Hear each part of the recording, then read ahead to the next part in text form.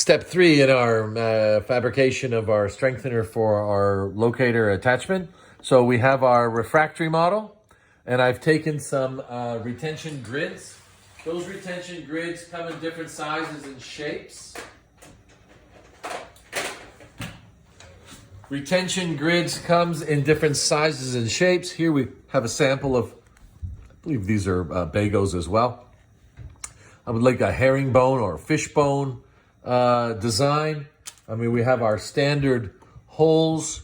We can get squares, cut them on angles for diamonds. And then I've used this one, which is, I think, appropriate for this case. It has some oblong circles enhancing the retention of our denture. Now, this sits right on top of the ridge. There is tissue stops located at the back. And there is wax occlusal rests, if you want to call them that, on top of the nail processing caps. Now you have to really visualize, because we did not do a diagnostic setup, that this strengthener bar is within the confines of our denture. So you can see I've put this on the cap of our denture. I've put this wax stop attached from the retention grid to the occlusal surface or the top of the cap. I've also a couple of tissue stops. Here I've sprued it in advance. I'm going to cut the sprues off. Now, the most important thing here is that this is on top of the ridge and completely within the confines, buccolingual, labiolingual of my denture setup.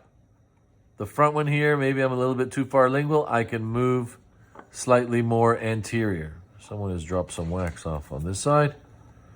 To make sure that this is exactly inside the confines of acrylic, of buccal, lingual, labiolingual. We don't want to have metal outside the extensions of the denture base. And again, with your supervisor in your classroom, check once you have this waxed up. So once we have this on our refractory model, we can attach it probably with 2 sprues right here at the distal end of our tissue stops. So once again, occlusal stops or rests on top of the cap, but not surrounding the circumference.